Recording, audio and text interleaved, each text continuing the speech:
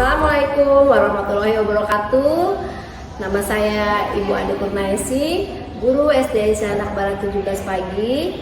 Hari ini saya akan melakukan percakapan praobservasi bersama rekan saya, Ibu Asnawati, yang mana beliau adalah guru kelas 4. Apa kabar Bu Asna? Alhamdulillah sehat Ibu. Oke, hari ini kita akan melakukan percakapan praobservasi ya Bu. Baik. Terkait pembelajaran Ibu yang akan Ibu lakukan. Jadi saya akan mengamati jalannya pembelajaran Ibu di kelas. Nah, walaupun tujuan supervisi ini yaitu untuk mengetahui dan merefleksi proses pembelajaran yang Ibu lakukan, sehingga Ibu Asna dapat melakukan refleksi diri. Kenapa kita melakukan praobservasi di awal? Karena percakapan praobservasi itu dijadikan sebagai persiapan dari awal sebelum Ibu melakukan kegiatan pembelajaran agar lebih siap, lebih mantap, dan lebih percaya diri dalam memberikan pembelajaran yang menarik untuk murid. Adapun beberapa pertanyaan yang saya akan ajukan kepada Ibu, apakah Ibu bersedia? Bersedia Bu. Oke. Pada sesi ini, pertanyaan yang saya ajukan yaitu apa tujuan pembelajaran Ibu Asna nanti pas pembelajaran?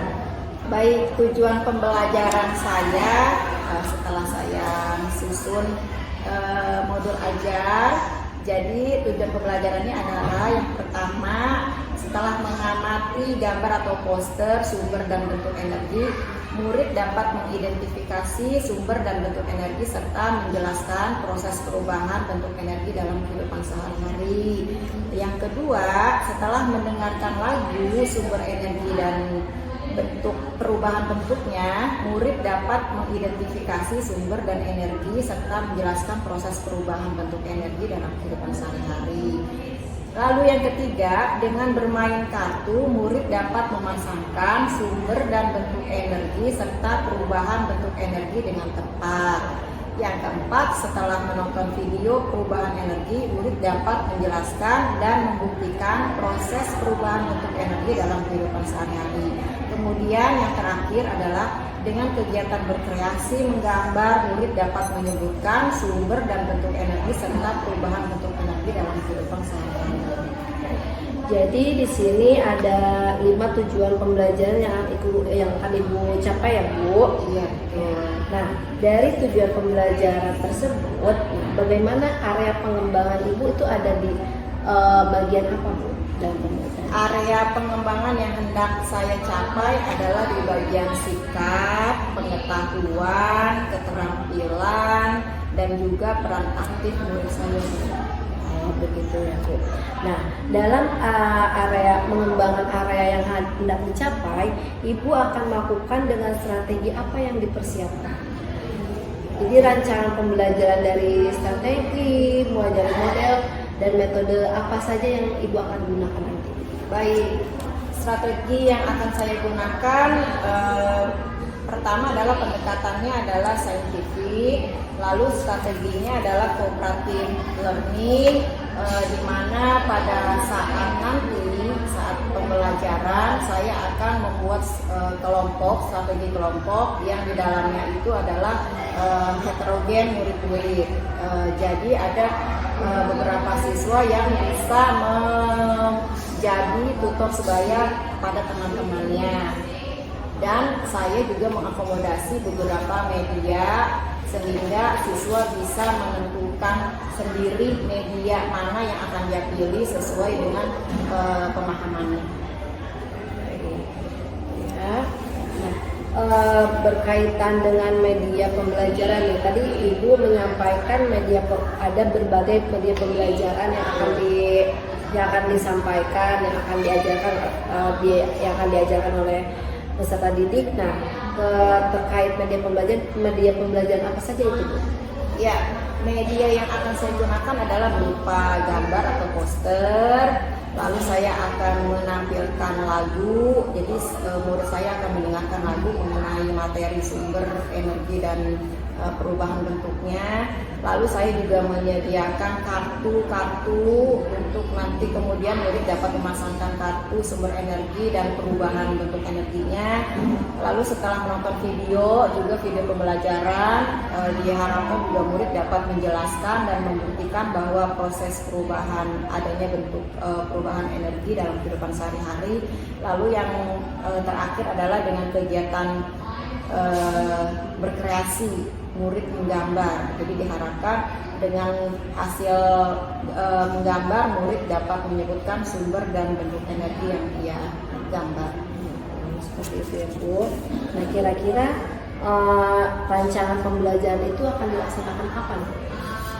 Saya akan lakukan mulai hari Senin Bu. Oke, di minggu depan ya. Iya, hari Senin minggu depan di jam 6 dan 7. Oke, baik.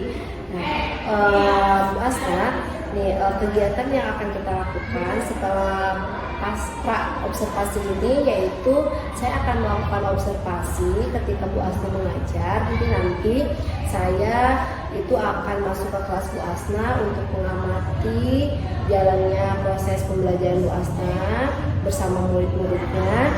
Nah, setelah itu kita akan melakukan percakapan pasca observasi yang akan ditemani oleh pengajar praktik saya. Baik Bu. Dari hasil percakapan pra observasi ini, apa yang dihasilkan dari percakapan ini? Saya mendapat gambaran dan inspirasi untuk kemudian yang akan saya jadikan pembelajaran saya nanti. Oke, ya Bu Asna, terima kasih atas waktunya hari ini. Semoga nanti di pembelajaran itu sesuai apa yang dirancangkan oleh Bu Asna dan semoga diberikan kelancaran ya. Terima kasih Bu. Sama. Sekian percakapan praobservasi yang saya lakukan. Wabillahi taufiq wal hidayah. Wassalamualaikum warahmatullahi wabarakatuh.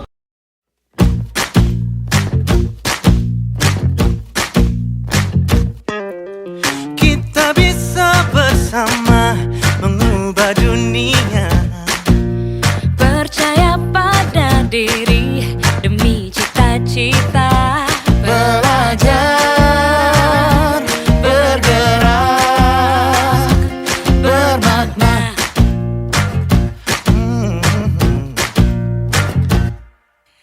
Aku bisa belajar dari ilmumu.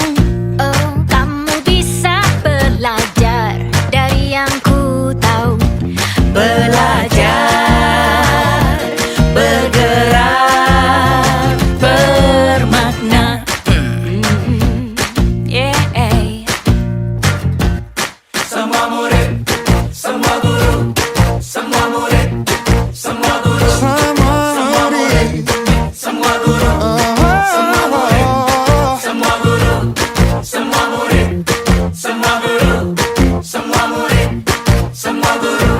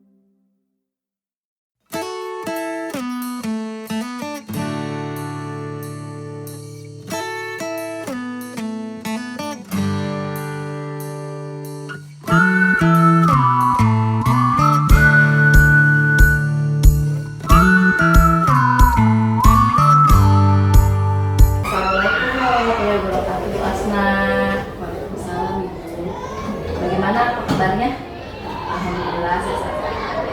Oke. Nih, setelah kita melakukan observasi, hari ini kita lakukan pasca observasi, percakapan pasca observasi. Nah, yang dimana kita melakukan sama-sama melakukan refleksi setelah Bu Asna melakukan pembelajaran. Nah, setelah itu nanti akan ada tindak lanjut yang akan Bu Asna lakukan setelah pembelajaran ini. Bu Asna, bagaimana perasaan Bu Asna terkait dengan jalannya kegiatan observasi kelas yang sudah berlangsung ini? Alhamdulillah Bu, awalnya sih sedikit tegang ya Bu ya, tapi setelah saya mencoba untuk melaksanakannya, alhamdulillah sudah berjalan. Jadi rangkaian kegiatannya berjalan dengan baik, hanya sedikit tegang mungkin karena mengajar dilihat orang ya Bu ya, jadi tidak sesuatu hal yang tidak biasa gitu ya. Coba Bu Asna bisa diceritakan kembali area pengembangan apa yang Ibu lakukan di dalam kelas, kemudian langkah-langkah apa atau tahapan pembelajaran apa yang sudah Bu Asna lakukan kemarin. Baik, area pengembangan yang saya kembangkan itu ada 3 Bu. Yang pertama itu kognitif, yang kedua itu sikap, yang ketiga keterampilan. Nah, pada area kognitif, saya mengharapkan murid itu dapat mengidentifikasi sumber energi, menjelaskan perubahan bentuk energi, bisa berupa si murid dapat bercerita, dapat membuat kata konsep, dapat bergambar sumber energi, pokoknya sesuai dengan materi ya Bu ya. Bahkan ada murid yang dia ingin mengungkapkan dengan lagu Bu. Gitu. Dan kalau misalkan area sikap, saya ingin murid itu menumbuhkan kerjasama secara berkelompok dan menumbuhkan sikap peduli. Jadi misalkan satu kelompok itu ada teman yang belum atau kurang memahami, maka kemudian teman itu menjadi tutor supaya bisa peduli dan bekerjasama dalam satu kelompok itu. Kemudian keterampilan, saya mengharapkan murid itu terampil untuk membuat suatu produk yang dimana bisa menggunakan benda yang di sekitarnya yang menghasilkan energi sehingga murid itu bisa menggunakan benda sesuai dengan fungsi. Jadi ada 3 area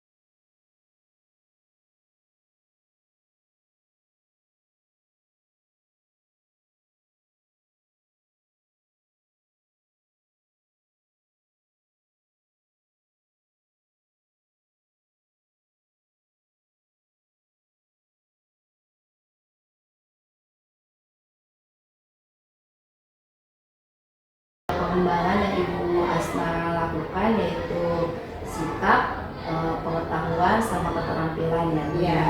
Jadi ketiga aspek ini yang harus dicapai sama Bu Asna dalam pembelajaran kemarin. Iya. Dan langkah-langkah yang saya laksanakan Bu, jadi sehari sebelum saya melaksanakan pembelajaran, saya sudah menyiapkan berbagai media ajar. Jadi saya menyiapkan poster, saya menyiapkan peta konsep sesuai dengan materi, saya menyiapkan video pembelajaran dan lagu-lagu pembelajaran, serta saya menyiapkan berbagai alat peraga seperti saya membawa blender Bu, terus saya membawa speaker, ada kipas angin juga kan di kelas, terus saya juga membawa senter. Wow, luar biasa sekali ya persiapan Bu Asna, langkah-langkah yang sudah dilakukan Bu Asna dari mulai yang abstrak sampai ke yang konkret dibawa ke kelas ya. Pasti itu pembelajaran menarik sekali Bu Asna. Nah, setelah apa yang Ibu Asna lakukan, nah apakah ada ada kan langkah udah dilakukan tuh langkah-langkahnya ya, mulai dari persiapan, terus membawa alat media. Nah, sejauh mana area pengembangan yang sudah Ibu sampaikan dalam pembelajaran, apakah sudah berhasil? Iya Bu, jadi saya menyediakan berbagai bahan ajar dan alat peraga itu tujuannya untuk memfasilitasi murid saya belajar sesuai dengan kebutuhan belajarnya, sesuai dengan gaya belajarnya masing-masing. Nah, alhamdulillah sudah berjalan dengan baik ya Bu ya, namun ada kendala seperti satu anak yang pasif, jadi terkesannya itu kurang terlibat secara aktif. Berarti ketika pembelajaran yang begitu menyenangkan, dari 24 siswa ya, dari 24 siswa itu ada satu anak yang tidak terlibat secara aktif dalam pembelajaran.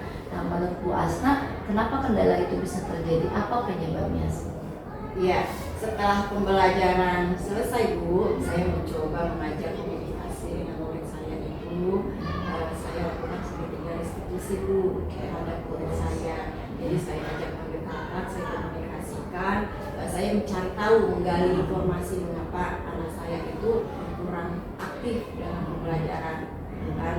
Tapi setelah saya mengetahui, saya menemukan bahwa memang anak tersebut sangat pemalu, mempunyai karakter yang sangat pemalu. Bahkan dia bersuara aja sangat lembut, pelan sekali dan lembut. Tetapi pada dasarnya anak tersebut bisa memahami materi yang saya sampaikan. Cuma karakternya saja dia jadi pemalu, jadi terkesannya kurang terlibat secara aktif.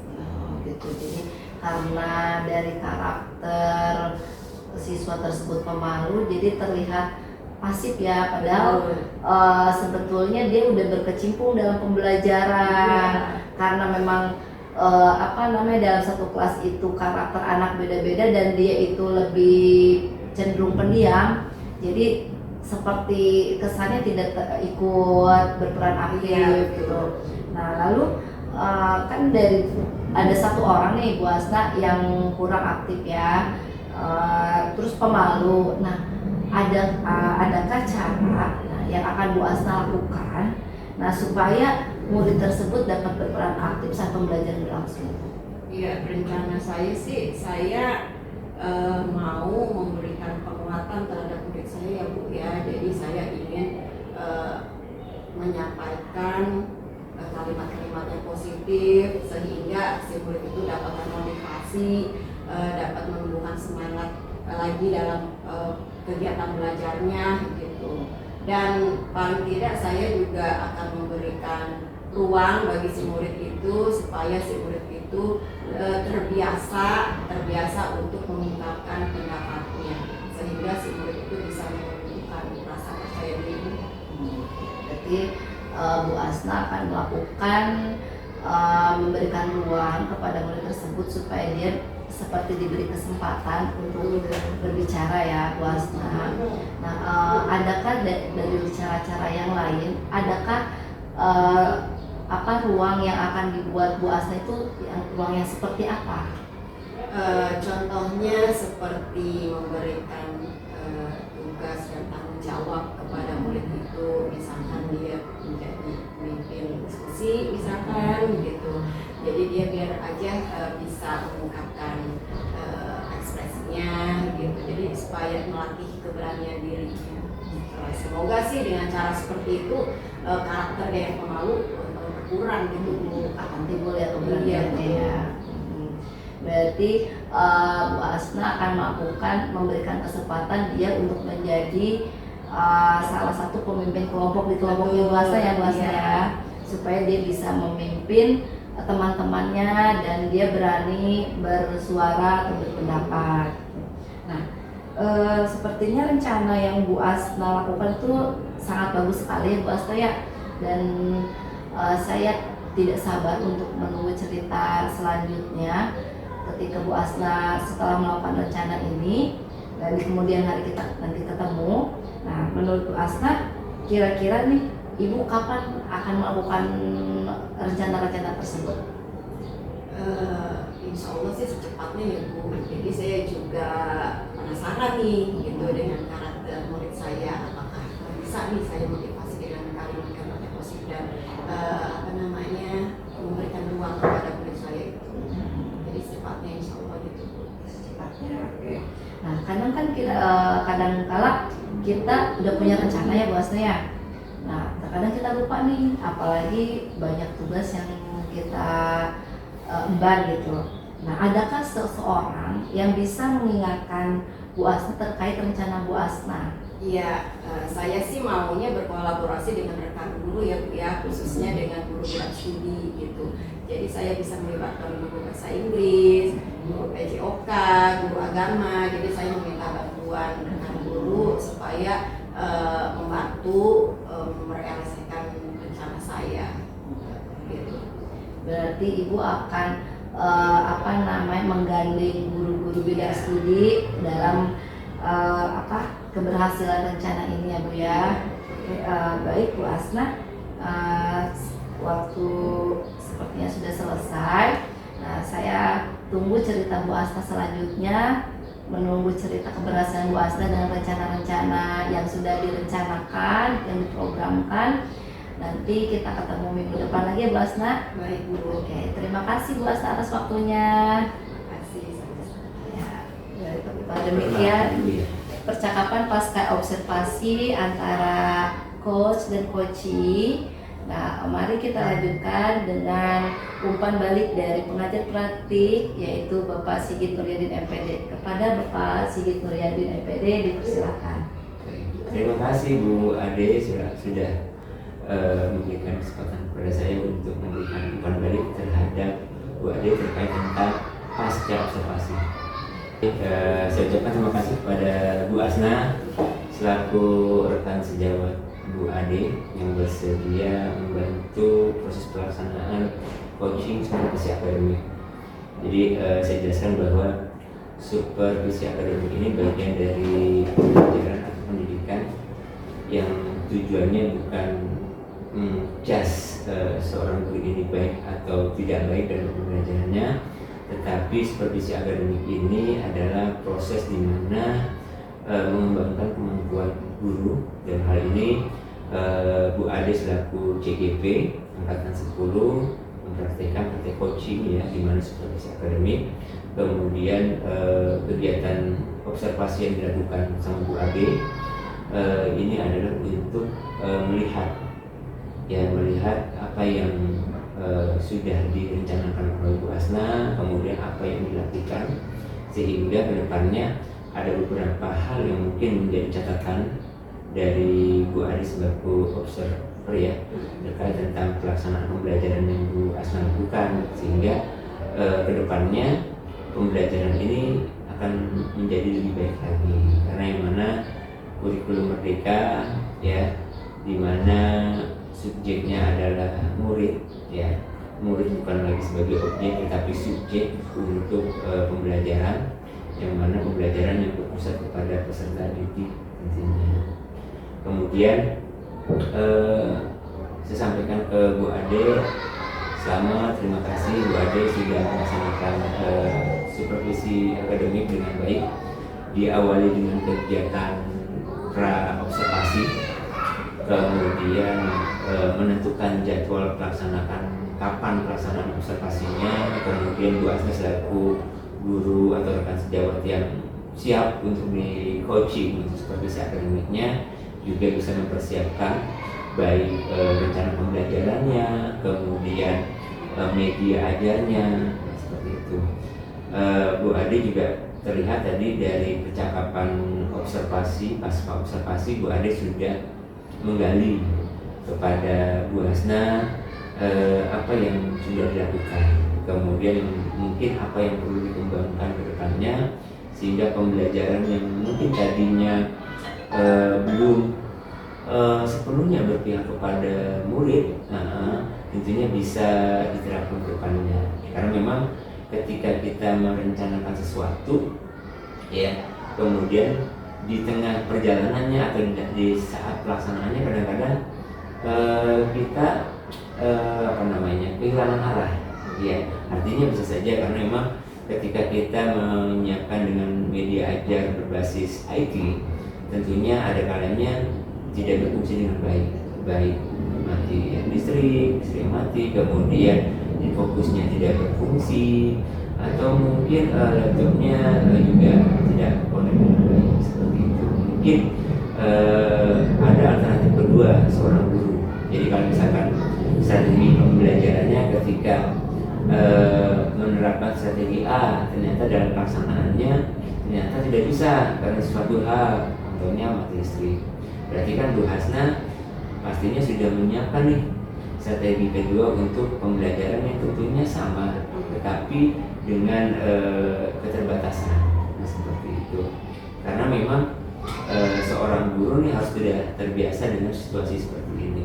Jadi kalau situasi yang normal saja mungkin orang siap untuk mengatasinya. Tapi kalau situasinya tidak normal, seperti kalau di olahraga mungkin hujan, ya kan? Kemudian panas yang terlalu terik, sehingga kita tidak mungkin menempatkan anak di lapangan terlalu lama, ya kan? Intinya seorang guru pun juga harus mempunyai strategi agar pembelajaran ini tercapai dan anak-anak senang dalam pembelajaran, seperti itu. Kemudian tadi Bu Adi juga sudah bagus memberikan refleksinya pada Bu Hasna, sehingga Bu Hasna berpikir nih ke depannya seperti apa untuk perbaikan tentang pembelajaran yang telah dilaksanakan. Karena Bu Adi ini adalah CGP Angkatan 10 yang salah satu tugas yang harus dilaksanakan adalah praktek coaching seperti akademik. Saya ucapkan terima kasih kepada Bu Hasna, rekan sejawat yang tentunya sudah mendukung Bu Ade dari mulai awal sampai dengan pasca observasi ini, sehingga Bu Ade bisa memenuhi tugas di aksi nyata 3.2 tentang supervisi, 2.3 tentang supervisi akademik. Semoga Bu Ade kedepannya terus menggerakkan komunitas yang ada di sekolah, karena memang di lokal 2 Bu Ade kan sudah berbicara tentang komunitas praktisi. Tentunya komunitas praktisi itu yang ada di sekolah tentu saja bisa terus dikembangkan komunitas praktisinya, hingga nanti sekolah Bu Ade terus berkembang. Dengan adanya Bu Ade selaku guru penggerak, tentunya sekolah ini akan menjadi lebih lagi. Nah, saya selaku pengajar praktek juga mengingatkan pada Bu Ade yang pertama tentang kuesioner yang kemarin pernah Bu Ade kasih kepada guru-guru yang umpan balik 360 derajatnya. Ini diberikan kepada guru, kemudian perwakilan siswa dan kepala sekolah. Kemudian Bu Ade juga tetap memenuhi tugasnya di LMS, ya, sebelum pendampingan individu, karena nanti kita masih ada lagi pendampingan individu terakhir, yaitu pendampingan individu internal terkait tentang pemetaan aset yang pernah kita laksanakan sebelumnya dengan bagiannya, ya, dengan bagiannya. Gitu. Mudah-mudahan Bu Ade bisa menyelesaikan pendidikan ini dengan baik dan lancar dan bisa lulus tentunya. Terima kasih dari saya. Assalamualaikum warahmatullahi wabarakatuh. Waalaikumsalam warahmatullahi wabarakatuh. Demikian rangkaian pasca observasi yang kami lakukan. Saya ucapkan terima kasih. Kurang lebihnya mohon maaf. Wabillahi taufiq wal hidayah. Wassalamualaikum warahmatullahi wabarakatuh. Waalaikumsalam warahmatullahi wabarakatuh.